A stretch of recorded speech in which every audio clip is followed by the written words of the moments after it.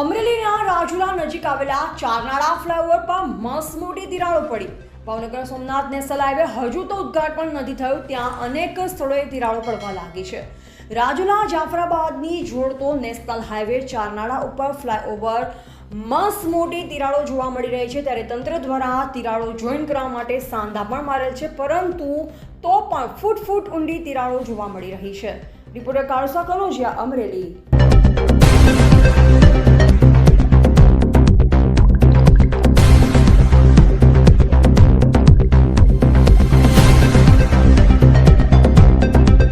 જે ફ્લાયઓવર આવે છે એમાં મોસ્ટ મોટી તિરાડો પડી ગઈ છે। છેલ્લા ઘણા સમયથી નેશનલ હાઈવે પર અનેક અકસ્માતો સર્જાણા છે। આપ સ્થાનિક આગેવાન તરીકે શું કહેશો? મારું નામ પ્રતાપભાઈ વરુ, ઉપપ્રમુખ પત્રકાર એકતા પરિષદ અમરેલી જિલ્લા। મારે એ કહેવાનું છે કે કાગવદરથી મહુવા સુધી પેકેજ 3માં જે હાલ ચારનાળા જે ફ્લાયઓવર આવેલ છે એમાં જે અત્યારે પીટીસીમાં ક્રેક થઈ ગયેલો છે, પીટીસી ક્રેક થઈ ગયેલો છે, તિરાડો પડી ગઈ છે। અવારનવાર અહીંયા અકસ્માતો સર્જાય છે। એમાં હલકી ગુણવત્તાવાળી માટી વાપરવામાં આવેલ છે અને પીટીસી પણ હલકી ગુણવત્તાવાળું વાપરવામાં આવે છે અને કોન્ક્રીટ હલકી ગુણવત્તાવાળો યુઝ થયેલ છે અને જેને લીધે અત્યારે જે પીટીસી ક્રેક થયેલ છે, જેથી આમાં હલકી ગુણવત્તાવાળી માટી વપરાય છે અને બીજા નંબરમાં કોન્ક્રીટ કે ક્યાંય પણ લેબમાં વપરાતું નથી। માટી લેબમાં જુદી વપરાય છે, લેબમાં જાય છે બીજી ને વાપરવામાં બીજી આવે છે, જેથી નેશનલ ઓથોરિટીની ઘોર બેદરકારી છે।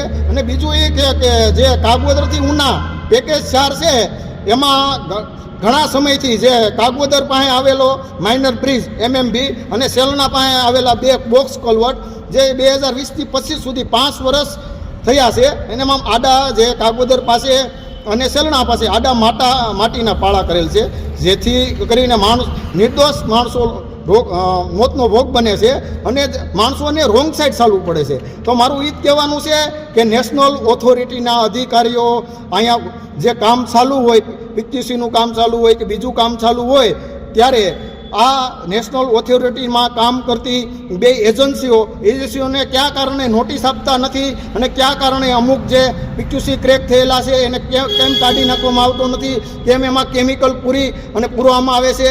અને બીજું એવું કહેવાનું કે વિલેજ બસ સ્ટોપ, જે જગ્યાએ બસ સ્ટોપ અમુક જગ્યાએ નથી આપવામાં, અમુક જગ્યાએ આપેલા છે।